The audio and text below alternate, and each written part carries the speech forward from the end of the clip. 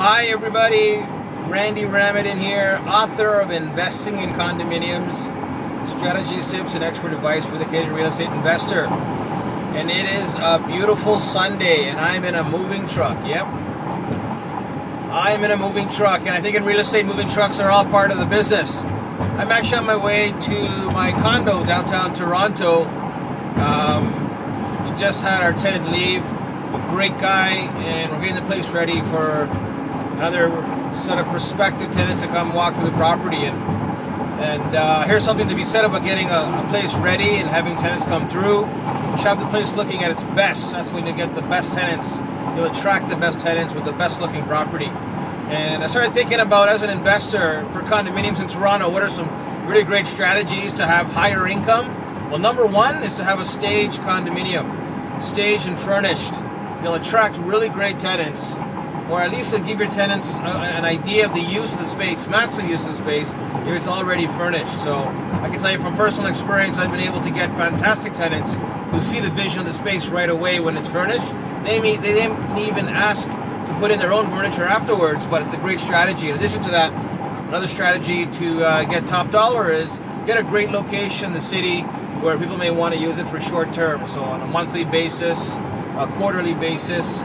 And during the summertime, downtown Toronto is a very tourist-friendly market, and you'll be getting a lot of calls from individuals that are coming from all around the world. A lot of corporate travelers want to mix a little bit of fun and bring in the family. I've gotten calls from that, corporate people where the company would pay to rent the condo, and they want to bring the family along, and they'll pay that much more for a furnished, nice condo downtown Toronto. So these are some of the strategies you can implement, and I think it's a buyer-friendly market downtown Toronto right now. There's great supply of great property, a lot of choice, and a healthy market. A healthy market meaning from a buyer's perspective, low interest rates.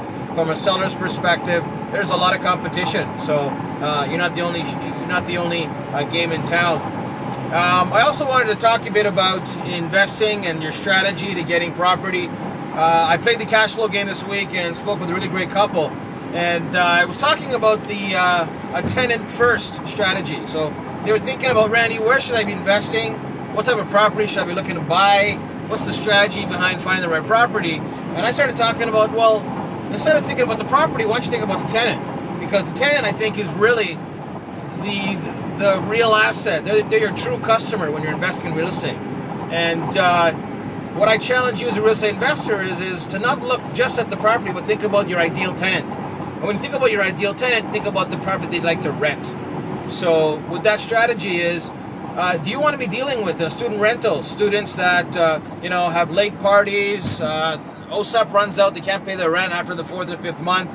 You're dealing with their parents and their other issues of being a home away for the first time and all the parties that come with that, their boyfriend, girlfriend issues, and a cat fights among the other roomers.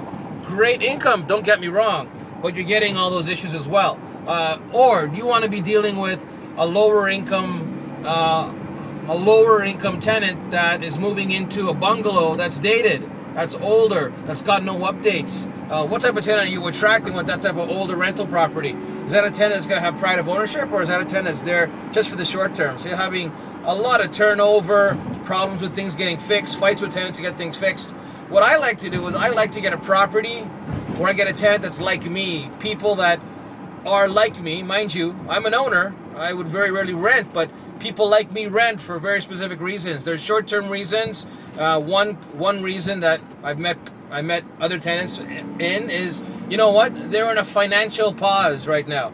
So they could be going through a divorce, a separation, a bankruptcy. They went over leverage in a tough time. They're very smart, very savvy, but they're just in a financial reset, and they want to be able to rent temporarily in a nice place while they get things in order. You'll also want to get a place where you get a nice, healthy family that want to be there for a long time. So rather than having annual turnover, does your property fit 2 adults and 2 kids comfortably in a beautiful family-oriented neighborhood? You're going to get a family that's going to want to be there for the long term. When you get them in with great rents and in a beautiful neighborhood with very low supply of rental property, you've got a great tenant that may want to stay there for 2, 3, 4, even 7 years before they finally decide, you know what, I want to buy. So just think about the tenant first strategy when you're looking to buy an investment property. And these are some ideas that I was thinking of, and I want you all to keep in touch. My email is randy@condoinvest.ca. Have a beautiful spring and summer coming up, and have a great time, and I'll see you on the other side of a great deal. Thank you.